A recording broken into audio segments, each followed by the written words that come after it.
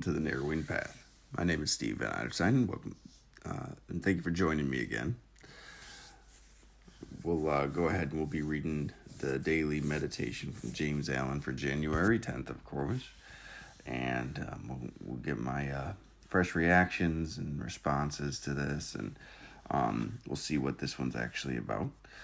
It's been great so far, and honestly, these first 9 days have really put me in the perspective of this is going to be a great day at a time reader for this year, and I'm real excited about it. So, all right, so January 10th. The great need of the soul is the need of that permanent. The old must pass away before the new can appear. The old cottage must be demolished before the new mansion can appear upon its site. The old error must be destroyed before the new truth can come. The old self must be renounced before the new man can be born.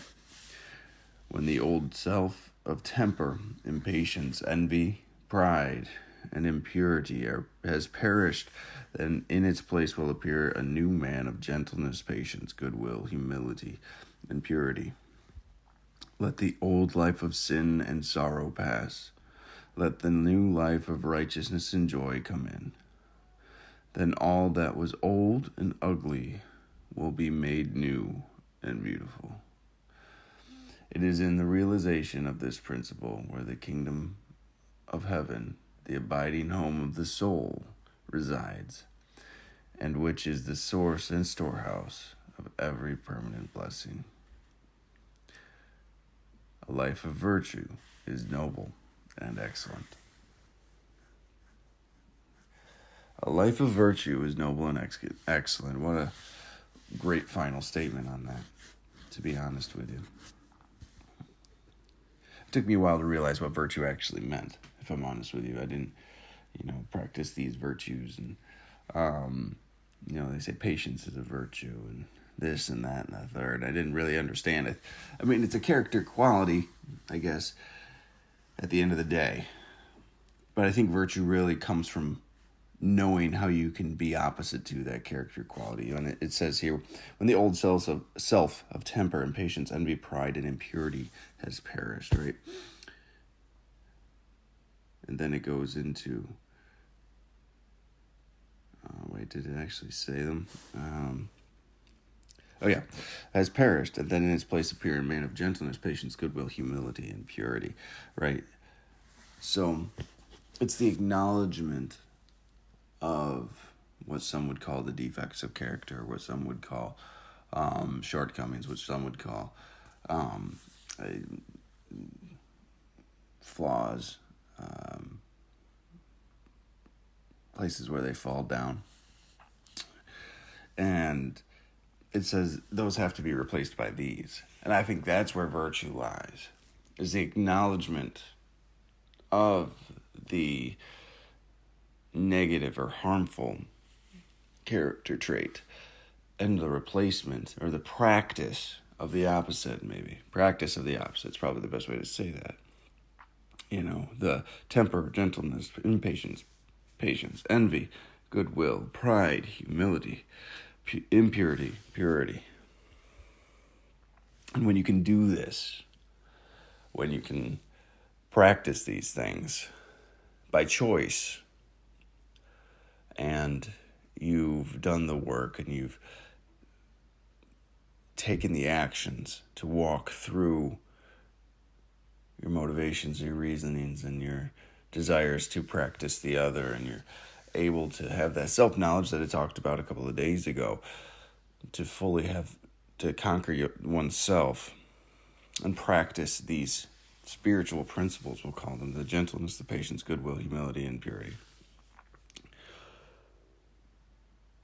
That's the practice of virtue, and a life pursuant unto that is noble, and it is excellent.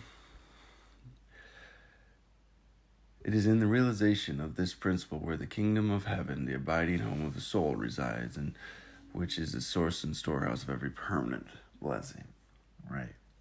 To live the way of virtue Virtuous living is the only way you can get permanent blessings into your life. Everything else is temporary and fleeting when you're not practicing these actual principles, when you're actually not striving for that life of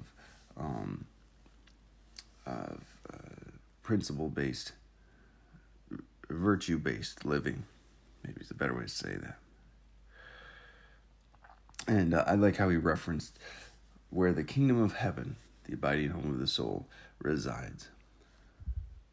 So to get that peace, to get the serenity, to get what we would call heaven, what a lot of people call heaven, as much as we can conceptualize, we can find that here. We can find that in the practice of these things. We can find it in the this virtuous living he's talking about. And when we can do that, when we get there, we can have those things now. But we have to let that lower nature go, the animal nature, animal self. The old self, he calls it here, of temper, impatience, envy, pride, and impurity.